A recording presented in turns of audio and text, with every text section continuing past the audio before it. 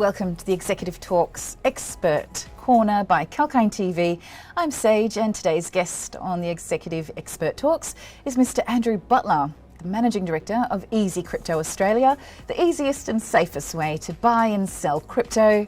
And Easy Crypto is the fastest, easiest and safest way to buy and sell cryptocurrencies like Bitcoin, Ethereum, Tron and many more. And the safety of your money is their highest priority. So bringing you live today, I'm excited to have Mr. Andrew Butler, the Managing Director of Easy Crypto Australia, here with us. Welcome to the show, Andrew. Thanks for the warm introduction, Sage. Nice to meet you. Well, let's get started. We're keen to share your insights on the show from this trending crypto space. Easy Crypto Australia is a place for Aussies to buy and sell crypto. What can you tell our viewers about buying and selling instantly with Australia's fastest and safest crypto retailer, please? So Easy Crypto started in New Zealand because there was a need for a quick way to get crypto to a wallet directly. The way that crypto works and has always worked true to the ethos is having custody of your own assets. So what Easy Crypto Australia does is it allows people to easily purchase crypto, sending it directly to a wallet under their custody. This allows people to reduce risk by holding the crypto assets themselves, and it makes it really easy for newcomers to get involved. That sounds great. So you have cold wallets for people. Is that the jargon you'd use in regards to what you offer? So we're a bit different to a regular exchange with an order book. So what we actually do is we'll send directly from a wallet, our wallet, to a customer's wallet. So they'll have a wallet of their own in their own custody, such as Exodus or some of the more popular wallets, and we'll send crypto directly from our wallet to their wallet in exchange for, say, Australian dollars or New Zealand dollars. That sounds like a fantastic innovation and a very unique one at that. I'm surprised that's not more prevalent, to be honest. Sounds great. Well, let's move on to the next topic. Squid Crypto's developers promised an online NFT-driven game inspired by the game seen in the Netflix series of the same name. Why do you think people are still buying this Squid Game token?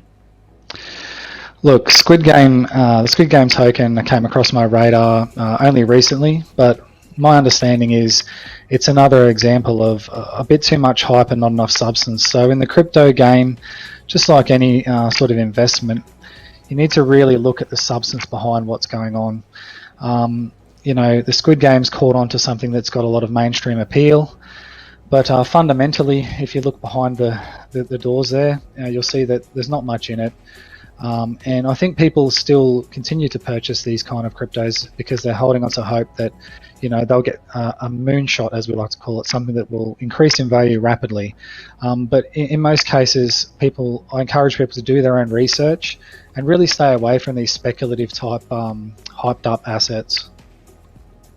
True, and I believe that the people that did their research noticed that the Squid Game token developers really had no ties with the Netflix series at all, and that was a big dead giveaway that this was probably a scam. Would you agree?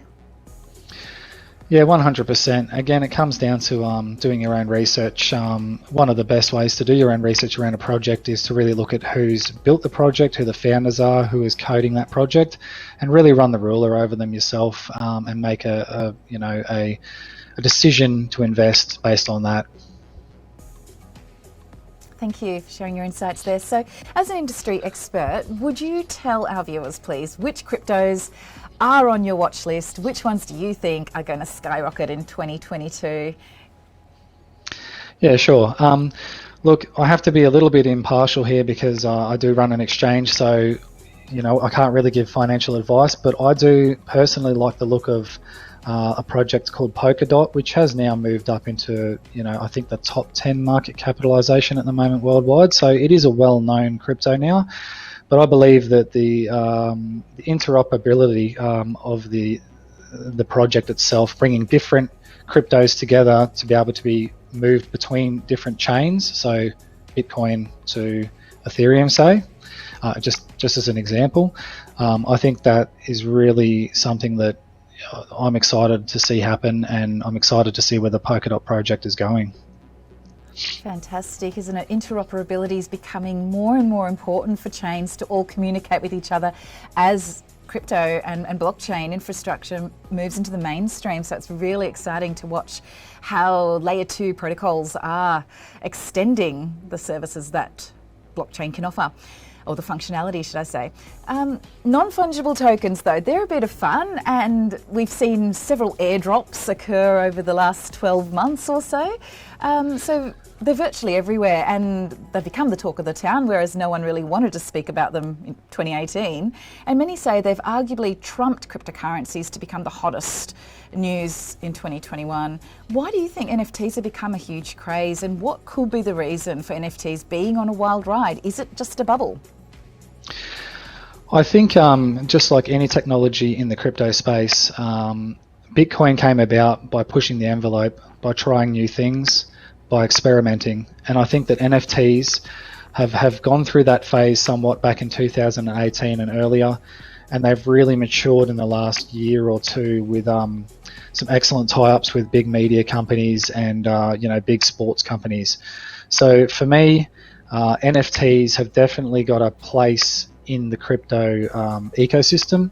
I also love the fact that it can bring in new avenues for artists and other people to get involved, to be able to make money off of their art, which they deserve to do on a more global scale. So to me, NFTs are a hot property right now, but I don't see them actually going away. I believe that they will be intrinsic going forward.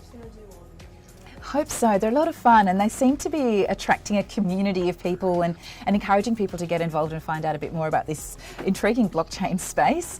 And although disturbing to think about, the event of the internet shutting down and thus disrupting crypto is unlikely to happen. But theoretically, it is possible. However, much like natural disasters or any other sort of apocalyptic fears, this fear is by and large out of our hands. This could be crypto's worst nightmare. What do you see are the reasons that could seriously trouble cryptos as well?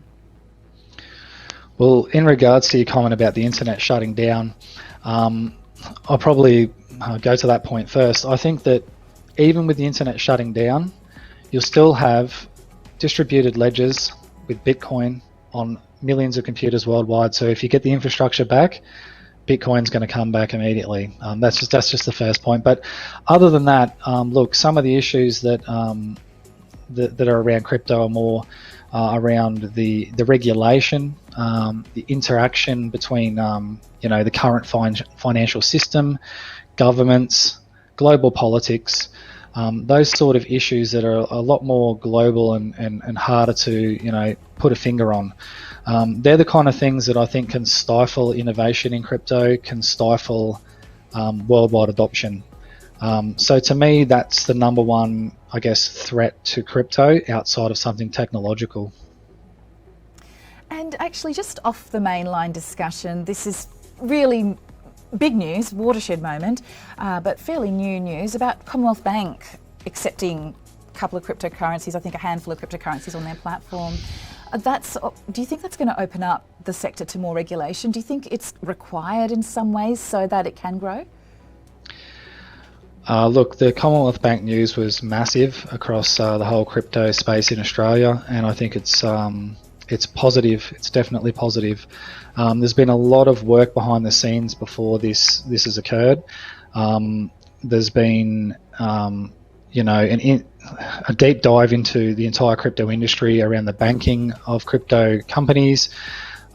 There's been a lot of work to get to the point now. We also have AUSTRAC, the Australian regulator, coming out saying that around the banking situation with crypto companies in Australia as well, trying to say, look, we want to engage and make it more positive. So seeing Commonwealth Bank move so quickly after some of this work and groundwork's been done to move into the crypto space, I think is really good and a testament to the Commonwealth Bank.